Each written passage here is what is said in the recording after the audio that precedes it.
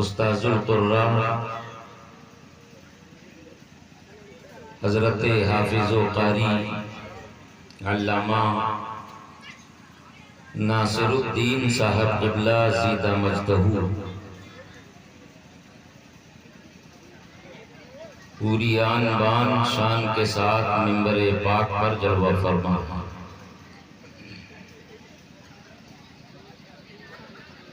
میرے بائیں جانب ابھی آپ حضرات نے بڑی نصیحت بھری گفتگو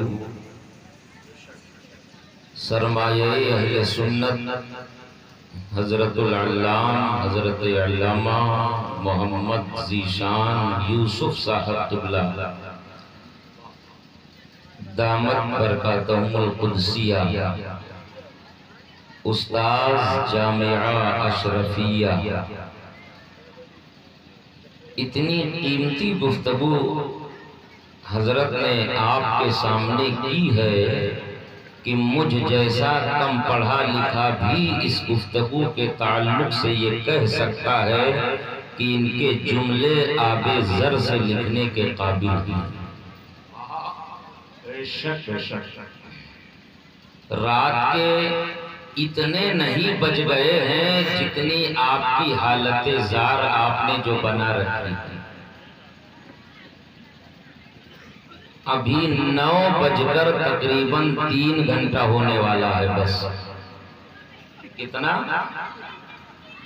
9 بج کر کل 3 گھنٹہ، زیادہ وقت تو نہیں ہوا ہے نا.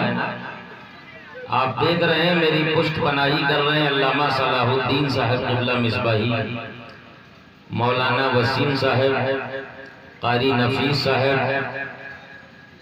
اور ٹانڈا کا وہ ہلال جسے ہلال ٹانڈوی کہتے ہیں وہ بھی دعا دے رہے ہیں. ایک عرصے کے بعد ان سے ملاقات ہوئی ہے، غالباً 2 سال پہلے کلکتہ میں میں نے ان کی زیارت کی تھی. نقیب اجلاس حضرت العلام شریف الحق صاحب قبلہ بڑے اچھے انداز سے نظامت کے منصب کو سنبھالے ہوئے اور اس جلسے کی کارروائی کو آگے بڑھاتے ہوئے اس کی منزل کی طرف اسے بڑے سلیقے سے آگے بڑھ رہے ہیں لے کر، اور آپ حضرات بھی بڑی سنجیدگی اور بڑے سلیقے سے بیٹھ کر کے سن رہے ہیں. لیکن ایک بات یاد رکھیے، ہم لوگ درسگاہی آدمی ہیں، مدرسوں میں بچوں کو پڑھاتے ہیں، جلسوں میں جاتے ہیں تو ان کے باپ دادا کو پڑھاتے ہیں، اور یہ پڑھنے پڑھانے کا سلسلہ اسی وقت کامیاب ہوتا ہے جب کچھ استاذ بولتا ہے کچھ شاگرد بولتا ہے. آپ یہ سمجھو کہ ہم صرف سننے آئے ہیں تو سننے کے لیے کہیں نہ کہیں ساتھ دینا بھی ضروری ہوتا ہے.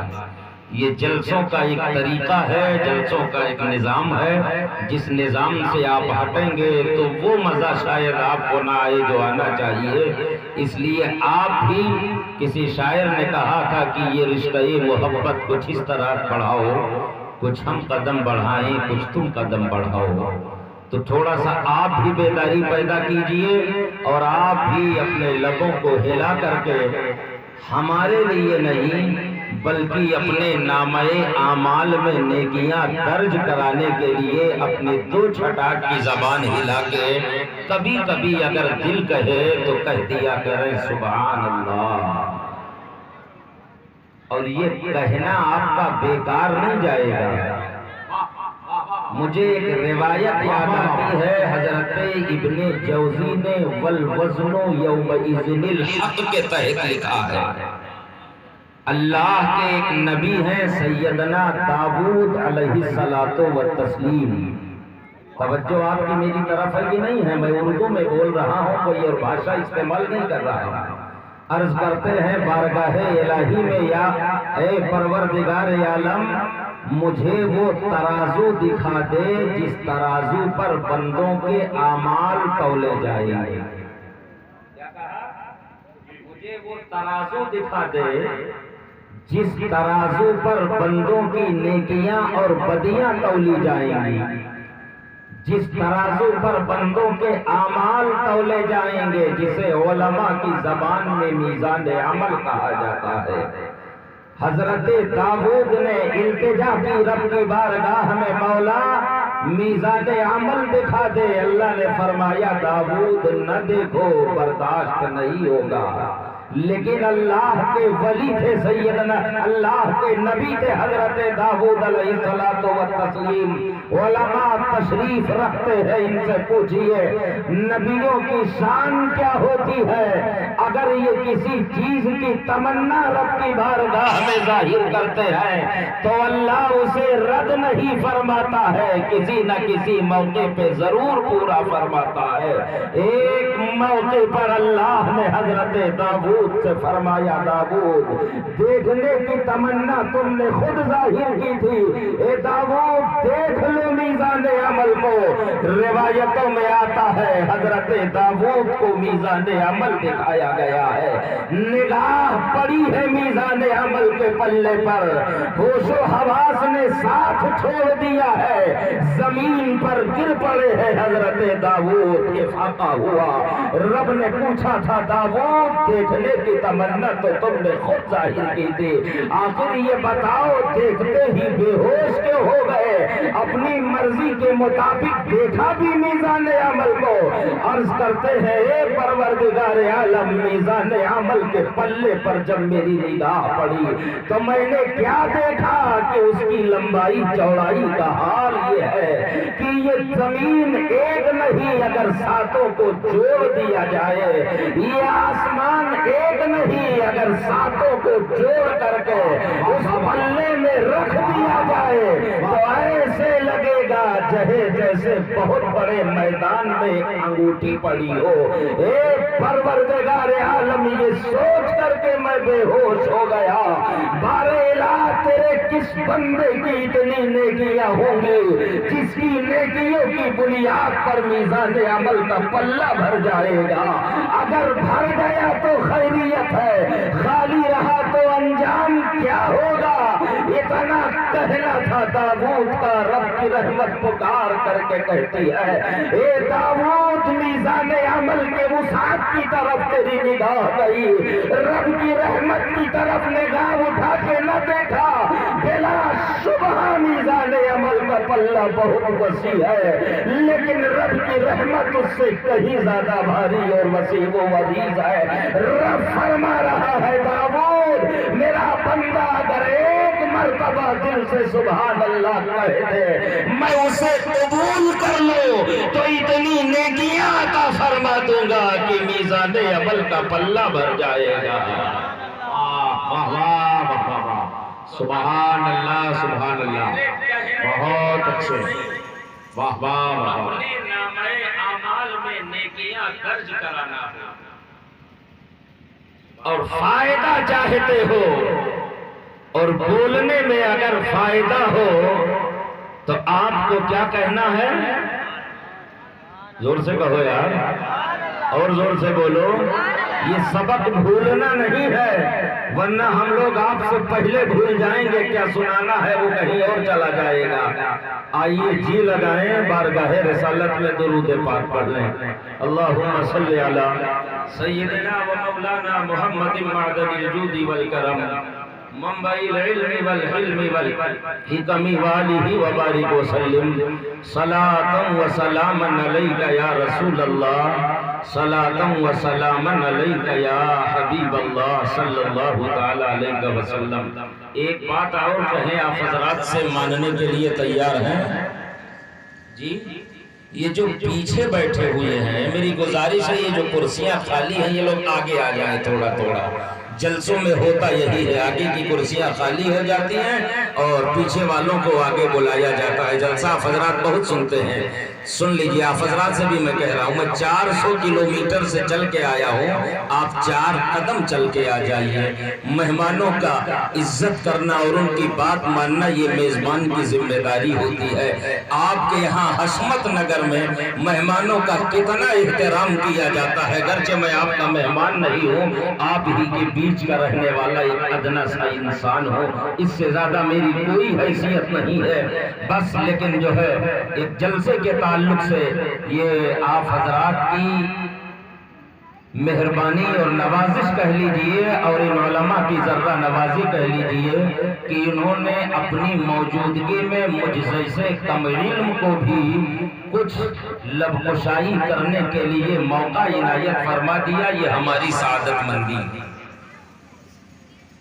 بڑا اچھا شعر آپ نے حضرت قاری رضوان گونڈوی صاحب سے سماعت کیا ہے. بدرالدین بھائی بیٹھے ہیں، میں پہچان رہا ہوں تھوڑا سا حلیہ بدلا ہے، باقی کچھ نہیں بدلا ہے.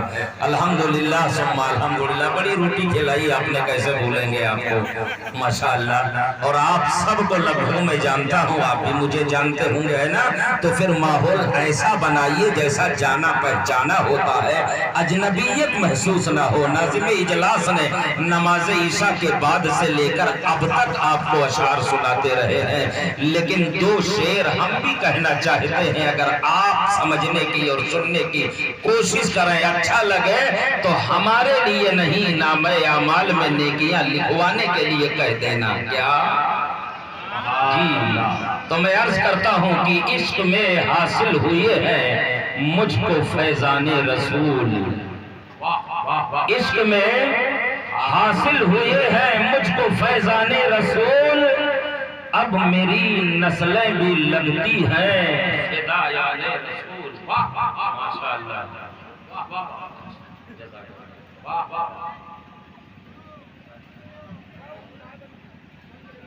اب میری نسلیں بھی لگتی ہیں فدایان رسول. اور میرے گھر پیدا ہوا بیٹا بندھی ہیں مٹھیاں. میرے گھر بچے جب پیدا ہوتے ہیں تو مٹھی بندھی ہوتی ہے کہ کھلی ہوتی ہے؟ بولو یار، بندھی ہوتی ہے نا. لیکن آج تک شاید اس راز کو آپ نے سمجھا نہیں کہ ایک مسلم کے گھر میں، ایک مومن کے گھر میں بچہ جب پیدا ہوتا ہے تو اس کی مٹھی بندھی کیوں ہوتی ہے. بس زمانے والے یہی کہتے ہیں کہ آنے والا آتا ہے تو مٹھی باندھ کے آتا ہے، جاتا ہے تو ہاتھ کھول کر کے جاتا ہے. لیکن ایک شاعر کا تخیل دیکھو کہاں تک پرواز کر رہا ہے. وہ کہہ رہا ہے کہ میرے گھر پیدا ہوا بیٹا بندھی ہے مٹھیاں، تھام کر آیا ہوا ہے وہ بھی دامان رسول.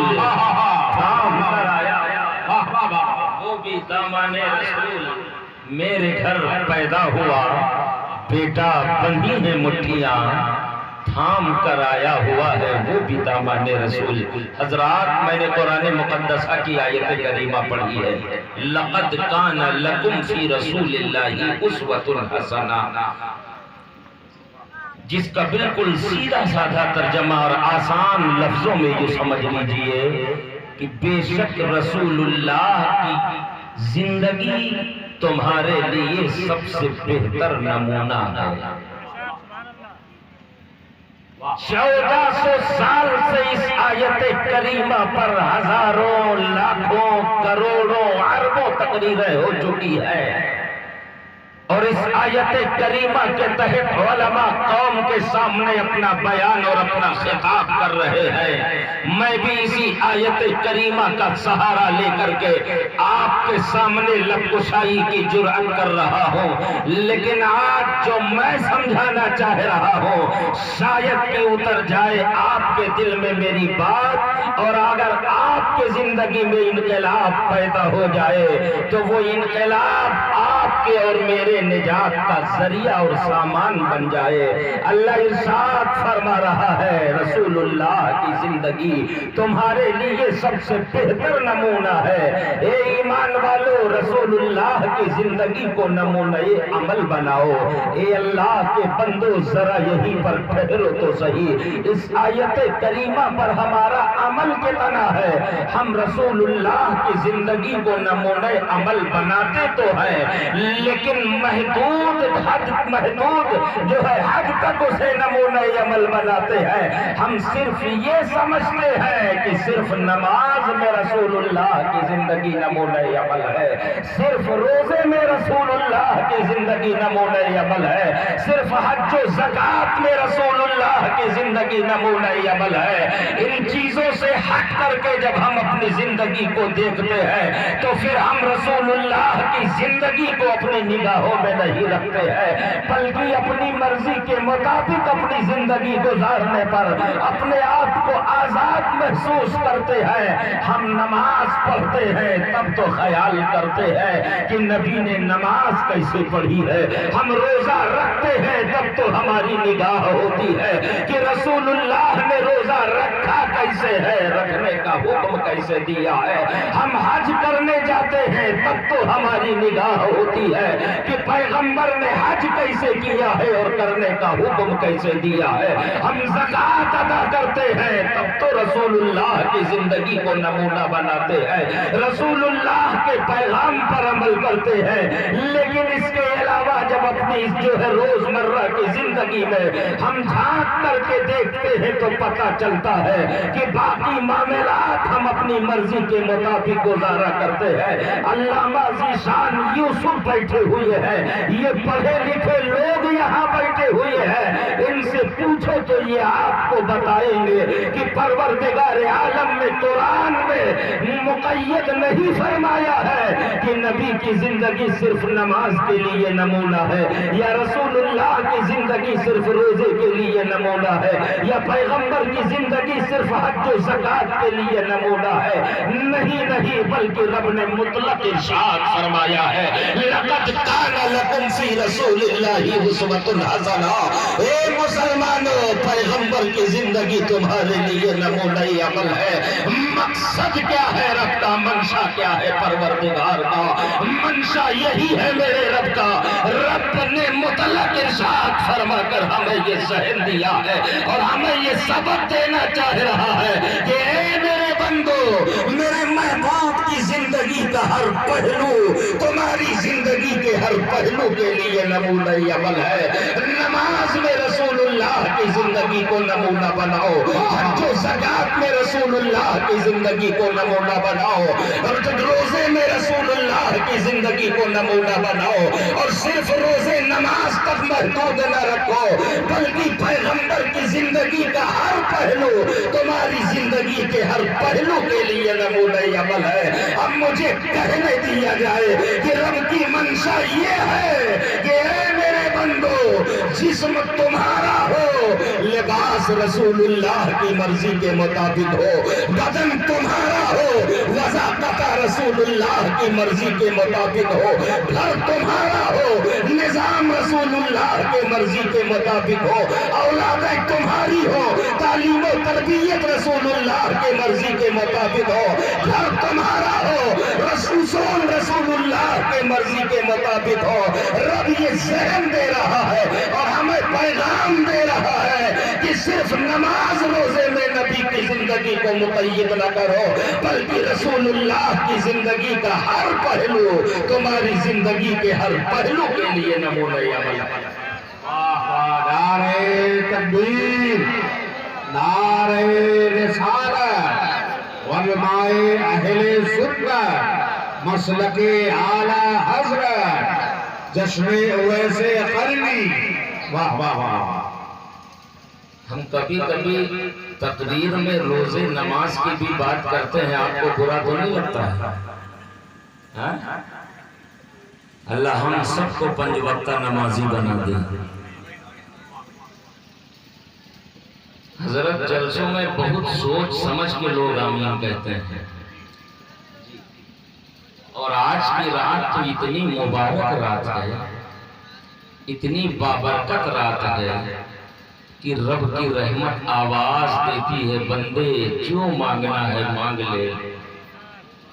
جی آپ حضرات اتنے ہوشیار ہیں کہ 5 وقتہ نماز کی میں نے دعا کی تو بہت سوچ سمجھ کر چند لوگوں نے آمین کہا، باقیوں نے سوچا کہیں ایسا نہ ہو قبولیت کی گھڑی ہے، قبول ہو جائے تو کل سے 5 ٹائم جانا پڑے گا۔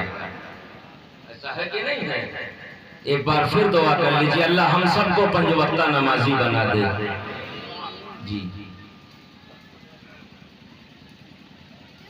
تو اللہ نے ارشاد فرمایا، رسول اللہ کی زندگی کو صرف روزے نماز میں ہی نمونہ نہ بناؤ، نبی کی زندگی کا ہر پہلو تمہاری زندگی کے ہر پہلو کے لیے نمونہ عمل ہے۔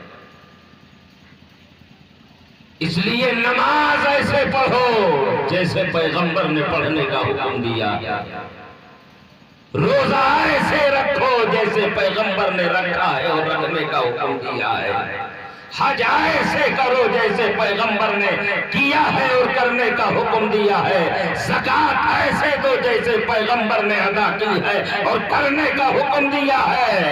ایسے ہی جب اپنی روزمرہ کی زندگی کے دن گزار رہے ہو، شادیاں تمہاری بیٹے اور بیٹیوں کی ہو رہی ہو، لیکن نظام تمہاری مرضی کے مطابق نہیں، رسول اللہ کی مرضی کے مطابق ہونا چاہیے۔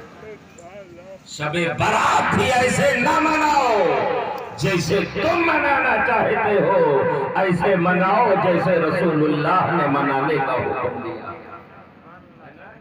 ہم تو یہ سمجھتے ہیں کہ سنیوں کا ہاں یہ شب برات جب آتی ہے، شب برات یہ لفظ ہی بتا رہا ہے کہ آج رہائی کی رات ہے۔ کیا علماء کی زبانی آپ نے سن لیا ہے کہ آج کی اس مقدس رات کی عظمت اور فضیلت کیا ہے، تو ایسے نہ مناؤ کہ حلوہ بنایا کھا لیا اور کام ہو گیا، بس سنیت کی دلیل ہو گئی۔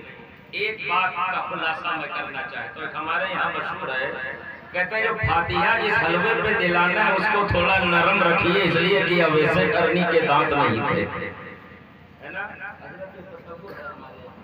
جی، اور کچھ لوگ تو کہتے ہیں وہ بالکل آٹے والے پہ فاتحہ دلائی جائے گی، اچھا والا خود کھائیں اور بزرگوں کے نام ایصال ثواب کے لیے وہ سب سے، جی ایسا ہے کہ نہیں ہے؟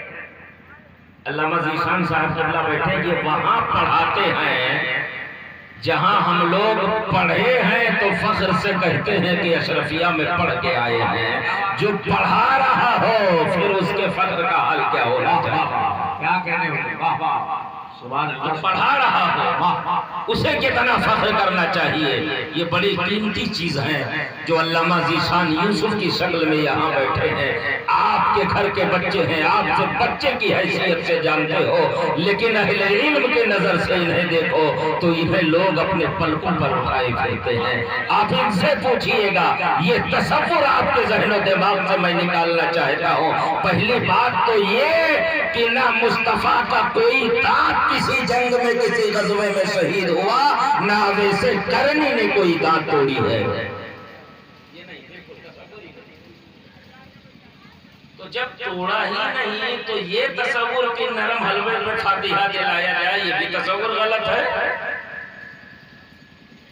اور شب برات کا تعلق صرف حضرت اویس قرنی سے نہیں ہے، اویس قرنی تو تابعی ہے، اور شب برات کی فضیلت تو رسول اللہ کی سیرت سے نظر آ رہی ہے۔ پیغمبر نے بھی اس رات کو اٹھ کر اللہ کی عبادت کی ہے اور جنت البقیع میں جا کر کے جنت البقیع کے مردوں کے لیے دعا فرما رہے ہیں۔ تو آج کی رات قبرستان جا کر کے مردوں کی روح کو ایصال ثواب کرنا اور مصلی کی زینت بن کے رب کی تکبیر و تحلیل کرنا اور سجدے میں سر رکھ کر سبحان ربی الاعلیٰ سبحان ربی الاعلیٰ کہنا، یہ کسی اور کی سنت نہیں ہے بلکہ میرے پیغمبر جناب رسول اللہ کی سنت ہے۔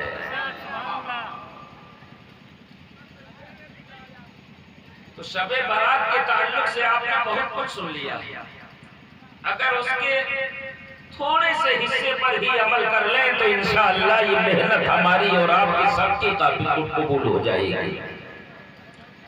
تو میں جہاں سے لے کر کے چلا تھا، آپ بھولے تو نہیں ہیں، اللہ نے ارشاد فرمایا لَقَدْ كَانَ لَكُمْ فِي رَسُولِ اللَّهِ أُسْوَةٌ حَسَنَةٌ، رسول اللہ کی زندگی تمہارے لیے نمونہ عمل ہے۔ ہم نماز میں نمونہ تو بناتے ہیں، روزے میں نمونہ تو بناتے ہیں، حج و زکوٰۃ میں نمونہ تو بناتے ہیں، لیکن باقی چیزوں میں پیغمبر نے آج کے رات کے تعلق سے بھی ارشاد فرمایا ہے کہ اللہ رب تبارک و تعالی قبیلہ بنو کلب کے بکریوں کے بال کے تعداد کے برابر گنہگاروں کی مغفرت فرما دیتا ہے۔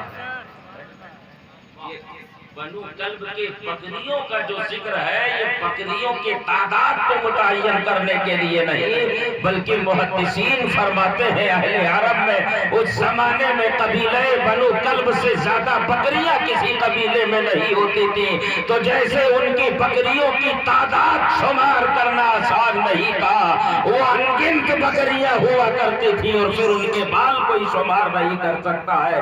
بتانے کا مقصد یہ ہے کہ جیسے بکری کے بال شمار کرنا ممکن نہیں ہے، ایسے ہی اللہ اتنے بندوں کی مغفرت فرما دیتا جس کا اندازہ نہیں کیا جاتا، بے شمار بندوں کی مغفرت فرما دیتا ہے۔ اللہ کی رحمت آواز دیتی ہے، لیکن پیغمبر نے اور فرمایا ہے اللہ کے کچھ ایسے بندے ہیں جنہیں آج کی رات بھی نہیں بخشا جاتا ہے۔ علماء تشریف رکھتے ہیں، ان سے پوچھئے، یہ آپ کو بتائیں گے پیغمبر نے فرمایا جہاں بے شمار اللہ کے بندے بخشے جاتے ہیں، وہی رسول اللہ نے فرمایا اللہ کے کچھ ایسے بندے ہیں جنہیں آج کی رات نہیں بخشا جاتا ہے۔ یا رسول اللہ وہ کون لوگ ہیں؟ تو پیغمبر کی حدیث بتا رہی ہے، میرے نبی نے ارشاد فرمایا اگر کوئی مشرک ہے، شرک کرنے والا ہے، تو مشرک جب تک اپنے شرک سے توبہ نہیں کر لیتا ہے آج کی رات اسے بخشا نہیں جاتا ہے۔ اب اپنے سماج پر ذرا نظر دوڑا کے دیکھیے، ہمارے یہاں دعا تعویذ کا اور چھو چھکے کا کتنا چلن ہے کہ نہیں ہے؟ اور جب ذرا سی پریشانی آتی ہے تو ہم یہ نہیں دیکھتے ہیں کہ ہم کہاں جا رہے ہیں اور کس کے پاس جا رہے ہیں، وہ کسی بھی دھرم کا ہو، کسی بھی مذہب کا ہو، اگر کسی نے بتا دیا فلاں جگہ مصیبتیں دور ہوتی ہیں تو ہم آنکھوں پہ پٹی چڑھا کر کے چلے جاتے ہیں۔ یہ نہیں سمجھتے ہیں کہ اسلام جانے کی اجازت دے رہا ہے کہ نہیں دے رہا ہے۔ پیغمبر فرماتے ہیں اگر کسی نے شرک کیا ہے، مشرک ہے، وہ لاکھ عبادت کرتا رہے جب تک اپنے شرک سے توبہ نہیں کر لیتا ہے آج کی رات اسے بخشا نہیں جائے گا۔ پیغمبر نے فرمایا ایک دوسرا شخص ہے، وہ کون ہے؟ نبی نے فرمایا وہ کینہ پرور ہے۔ کون ہے؟ بغض رکھنے والا، حسد رکھنے والا، جلن رکھنے والا، اور یہ بیماری ہمارے یہاں عام ہے کہ نہیں؟ بتاؤ یار، بغل والے کا اگر 2 اینٹا اونچا چھت بن گیا تو ہم اسی میں جلے بھونے جا رہے ہیں کہ ہم اس سے اوپر چھت کیسے ڈالیں، اس کا چھت اتنا اونچا کیسے ہے، اس کا کپڑا اتنا سفید کیسے ہے، اس کی گاڑی اتنی کیسے چمک رہی ہے، اس کے بچے اتنے خوشحال کیسے ہیں۔ وہ اپنی ترقی کے بارے میں نہیں سوچتا ہے، دوسرے کی ترقی کے تعلق سے رات دن جلتا بھونتا رہتا ہے۔ یہ کیوں؟ صرف کینہ کی بنیاد پر، حسد کی بنیاد پر، جلن کی بنیاد پر۔ پیغمبر فرماتے ہیں اگر کسی کے دل میں کسی مومن کے تعلق سے حسد اور جلن ہے، وہ لاکھ عبادت کرتا رہے، سجدوں پہ سجدے کرتا رہے، تلاوتوں پہ تلاوت کرتا رہے، نمازوں پہ نماز پڑھتا رہے، تسبیح پہ تسبیح پڑھتا رہے، حج پہ حج کرتا رہے، لیکن اگر اس کے دل میں کینہ ہے، بغض ہے، حسد ہے، جب تک کینہ سے توبہ نہیں کر لیتا ہے آج کی رات اللہ اسے نہیں بخشتا ہے۔ تو اپنے اعمال کا محاسبہ کیجیے کہ اگر یہ برائی ہم میں ہے تو اس سے پہلے کہ ہم شب برات میں شب بیداری کریں اس عمل سے، اس برے عمل سے توبہ کر لیں۔ پیغمبر فرماتے ہیں اگر کینہ پرور ہے تو اللہ اس کی طرف نظر رحمت بھی نہیں ڈالتا ہے۔ رسول اللہ نے فرمایا اور ایک بندہ ہے اللہ جس کی مغفرت نہیں فرماتا ہے، وہ کون ہے؟ میرے پیغمبر نے فرمایا وہ عادی شرابی ہے۔ کون ہے؟ عادی شرابی ہے۔ اپنے سماج پر ذرا نگاہ ڈال کر کے دیکھیے، ہماری جو نوجوان نسل ہے وہ جانے کتنے ناموں سے شراب کا سیون کر رہی ہے، لیکن اسے فیشن سمجھ رہی ہے۔ پیغمبر فرماتے ہیں اگر کسی کی شراب پینے کی عادت ہے وہ لاکھ عبادت کرتا رہے، ارے آج نہیں پیا ہوگا تو آج چھوڑ دینے کی بنیاد پر بخشا نہیں جائے گا۔ پیغمبر فرماتے ہیں جب تک وہ سچے دل سے شراب سے توبہ نہیں کر لیتا ہے، آج کی رات جہاں بے شمار بندے بخشے جاتے ہیں، شرابی کی اللہ مغفرت نہیں فرماتا ہے۔ پیغمبر فرماتے ہیں ایک بندہ اور ہے جسے بخشا نہیں جاتا ہے، وہ کون ہے؟ نبی نے ارشاد فرمایا وہ زنا کرنے والا زانی ہے۔ اگر وہ اپنے زنا سے توبہ نہیں کرتا ہے تو آج کی رات پروردگار اس کی مغفرت نہیں فرماتا ہے۔ بتاؤ یہ برائیاں ہمارے سماج میں،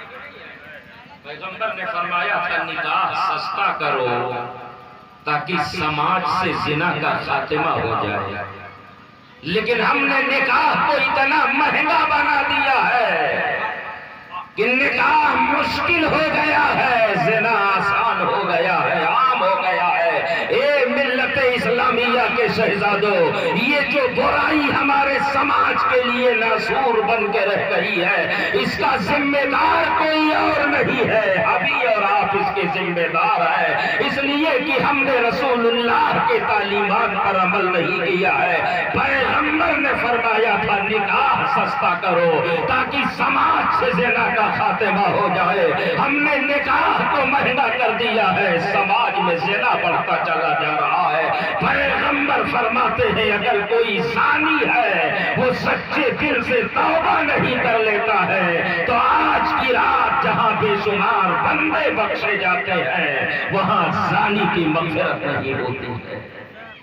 اب اپنے اعمال کا محاسبہ کیجئے، شاید میری باتیں آپ کو اچھی نہ لگ رہی ہوں، بلایا تھا 400 کلومیٹر سے اورئی سے آئیں گے مولانا، نبی کا کوئی معجزہ سنائیں گے جنتی بنا دیں گے، غوث کی کوئی کرامت سنا کر کے جنتی بنا دیں گے، لیکن یہ تو ایسی بات کر رہے ہیں جس نبض پر انگلی رکھتے ہیں وہی نبض پھڑکتی نظر آتی ہے، اور جب دکھتی ہوئی رگ پر ہاتھ رکھا جاتا ہے تو انسان کو بڑی تکلیف ہوا کرتی ہے۔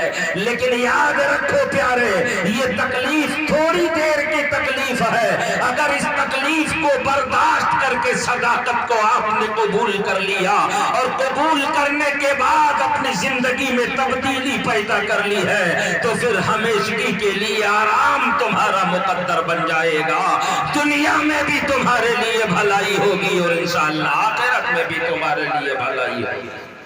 پیغمبر نے فرمایا ایک شخص اور ہے جس کی مغفرت نہیں کی جائے گی، وہ کون ہے؟ نبی نے فرمایا وہ ماں باپ کا نافرمان ہے۔ کون ہے؟ ماں باپ کا نافرمان ہے۔ اگر کوئی ماں باپ کا نافرمان ہے وہ مسجد اٹھائے گھومے تب بھی اللہ آج کی رات اس کی مغفرت نہیں فرمائے گا۔ رب فرمائے گا بندے سجدے سے سر اٹھا جا، پہلے اپنی ماں کو راضی کر لے، اپنے باپ کو راضی کر لے، جب تک تیری ماں تجھ سے راضی نہیں ہوگی، جب تک تیرا باپ تجھ سے راضی نہیں ہوگا، آج کی رات تیرے لیے نجات نہیں ہے، آج کی رات بھی تیرے لیے بخشش نہیں ہے۔ اب اپنے اعمال کا محاسبہ کیجئے، گھر کو دیکھیے، ہمارے یہاں کتنے ایسے ماں باپ ہیں جو گھر کے آنگن میں بیٹھے سسک رہے ہیں، اولادیں اپنی رنگ میں رنگے ہوئے گھوم رہی ہیں، انہیں احساس تک نہیں ہے۔ یاد رکھو اس دنیا میں اگر سچے طور پر کوئی تم سے محبت کرتا ہے وہ صرف تمہاری ماں ہے یا تمہارا باپ ہے، ہے اس کے محبت میں کوئی ملاوٹ نہیں ہوتی ہے، ورنہ دنیا میں کوئی بھی کیسا تم سے پیار کرنے والا کیوں نہ ہو، ہر ایک کی محبت کے پیچھے کوئی نہ کوئی مقصد چھپا ہوتا ہے۔ میں اپنے زندگی کی بات بتا رہا ہوں پیارے، ایک ماں ہی ایسی ہوتی ہے جو بغیر مقصد کے اپنی اولاد سے پیار کیا کرتی ہے، ایک باپ ہی ایسا ہوتا ہے جو بغیر مقصد کے اپنے بیٹے سے پیار کیا کرتا ہے، ورنہ دنیا میں رشتے تو بہت سارے ہیں۔ میرا اپنا زندگی کا تجربہ ہے، جلسوں میں جاتا ہوں، کبھی رات کے 2 بجے گھر پہنچتا ہوں، کبھی 3 بجے گھر پہنچتا ہوں، لیکن بیوی ہے مر مٹنے کا دعویٰ تو کرتی ہے، لیکن رات کے 3 بجے جب کنڈی بجتی ہے تو آواز ماں کی آتی ہے، بیوی سو رہی ہوتی ہے، آواز باپ کی آتی ہے، بیٹا سو رہا ہوتا ہے، بیٹیاں سو رہی ہوتی ہے، اور جب گھر پہنچتے ہو تو بیوی کی نگاہ جیب پر ہوتی ہے، کما کے کیا لایا ہے، اولاد بیگ دیکھتی ہے خرید کے کیا لایا ہے، لیکن ایک ماں ہے جو پوچھتی ہے بیٹا کھانا کھایا تھا کہ نہیں کھایا تھا، بیٹا سفر میں کوئی تکلیف تو نہیں ہوئی تھی۔ پیغمبر فرماتے ہیں اگر ماں باپ کا نافرمان ہے تو آج کی رات جہاں رب بے شمار بندوں کی مغفرت فرما دیتا ہے، وہاں ماں باپ کے نافرمان کی مغفرت نہیں ہوتی ہے۔ تو اگر ماں باپ زندہ ہے تو انہیں رب کی نعمت سمجھ کر کے ان کی اطاعت و فرما برداری کیجیے۔ آج ہمارا حال تو یہ ہے کہ اگر پیر صاحب آ جائیں، میں کسی پیر کا مخالف نہیں، میں بھی الحمدللہ کا جو شریعہ کا غلام ہوں، لیکن پیر صاحب اگر آ جائیں تو ان کا لوٹا اٹھائے ہم پھرتے ہیں، ہزاروں روپے ان کے آگے پیچھے خرچ کر دیتے ہیں، ماں گھر کے آنگن میں کھانس رہی ہوتی ہے، اس کے لیے 20 روپے کے کھانسی کے سیرپ کے لیے ہمارے پاس نہیں ہوتے ہیں۔ یاد رکھو اللہ نے تمہاری زندگی کی کامیابی کے لیے اور دعاؤں کی قبولیت کے لیے تمہارے گھر کے آنگن میں سب سے بڑا پیر جو تمہیں عطا کیا ہے وہ تمہاری ماں ہے اور تمہارا باپ ہے۔ اگر یہ راضی نہیں ہوں گے تو تمہارا رب بھی تم سے راضی نہیں ہو سکتا۔ سبحان اللہ، سبحان اللہ، واہ واہ واہ۔ فرماتے ہیں اگر ماں باپ کا نافرمان ہے تو آج کی رات جہاں بے شمار بندے بخشے جاتے ہیں، وہاں ماں باپ کے نافرمان کی مغفرت نہیں ہوتی ہے۔ اگر واقعی ایسا ہے ہماری زندگی میں، ہماری ماں ہم سے ناراض ہے، ہمارا باپ ہم سے ناراض ہے، اے اللہ کے بندو یہی بیٹھ کر کے توبہ کیجئے اور خدا کی بارگاہ میں توبہ کرنے کے بعد عرض کیجئے مولا میں اپنی ماں اور اپنے باپ کو بھی راضی کر لوں گا، اور راضی کیجئے اپنے ماں باپ کو، ماں راضی ہو جائے گی، باپ راضی ہو جائے گا تو اللہ خود بخود راضی ہو جائے گا۔ یاد رکھو پیغمبر فرماتے ہیں اللہ کا جو بندہ اپنے گناہوں سے توبہ کر لیتا ہے، التائب من الذنب کمن لا ذنب لہ، گناہوں سے توبہ کرنے والا ایسے ہوتا ہے جیسے اس نے گناہ ہی نہ کیا ہو۔ رب فرماتا ہے میرے بندے جب میں توبہ کو قبول کر لیتا ہوں تو گناہوں کو ایسے درگزر کر دیتا ہوں، ایسے معاف فرما دیتا ہوں کہ جیسے تم نے گناہ ہی نہیں کیا ہے۔ اللہ کو توبہ بہت پسند ہے، تو یہ رات توبہ کی رات ہے، یہ رات نجات کی رات ہے، یہ رات مغفرت کی رات ہے، یہ رات رہائی کی رات ہے، یہ رات چھٹکارے کی رات ہے۔ شب برات صرف حلوہ پکانے کھانے کے لیے نہیں بلکہ گناہوں سے معافی دلانے کے لیے آتی ہے، جہنم سے رہائی دلانے کے لیے آتی ہے۔ اے اللہ کے بندو، رسول اللہ کے دیوانوں، ہماری اور آپ کی ذمہ داری یہ ہے کہ جہاں آپ نے شب برات کے موقع پر رسول اللہ کے ذکر کی مجلس رچائی سجائی ہے، یہ عہد کر کے اٹھو کہ اے پروردگار عالم آج تک جانے انجانے میں ہم نے جو گناہ کیا سچے دل سے توبہ کرتا ہوں، آج کے بعد کسی گناہ کے قریب نہیں جاؤں گا۔ اسی چیز کا نام توبہ ہے، اسی چیز کا نام توبہ ہے۔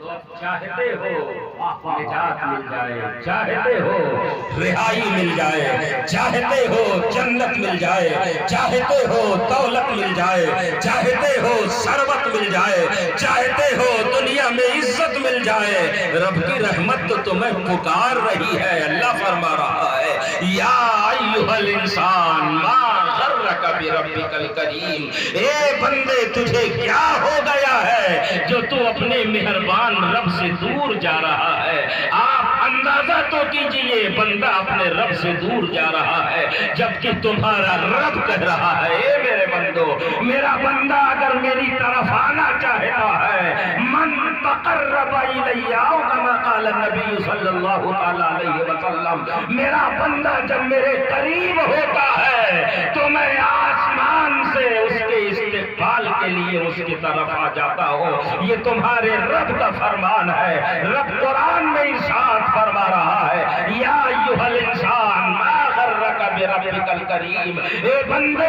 اپنے رب کی طرف سے کیوں دور جا رہا ہے؟ اس لیے کہ تمہارا رب بہت مہربان ہے، تمہارا رب بڑا کریم ہے۔ پیغمبر فرماتے ہیں 70 ماؤں سے زیادہ رب اپنے بندے پر مہربان ہے۔ ماں اپنے اولاد پر اتنا مہربان نہیں ہے جتنا رب اپنے بندے پر مہربان ہے۔ اس آیت کریمہ کے تعلق سے مفسرین فرماتے ہیں لوگوں، اگر تم نے اپنے ہاتھ سے روٹی پکائی ہے، روٹی جل بھی جاتی ہے تو تم اسے پھینکتے نہیں ہو، اسے کھا لیتے ہو، اس لیے کہ تمہارے ہاتھ کی بنائی ہوئی روٹی ہے۔ تم اپنے ہاتھ سے اگر مٹی کا کوئی برتن بھی بناتے ہو تو اسے توڑنے کے لیے راضی نہیں ہو، اس لیے کہ تم نے اپنے ہاتھ سے اسے بنایا ہے۔ یہ بتاؤ تمہارا رب کب چاہے گا کہ میرا بندہ جہنم کی آگ میں جلے، جو قرآن میں کہہ رہا ہے الذی خلقک فسواک فعدلک۔ بندے کبھی شیشے کے سامنے کھڑے ہو کر کے تو دیکھ، تیرے رب نے کتنا خوبصورت تجھے بنایا ہے،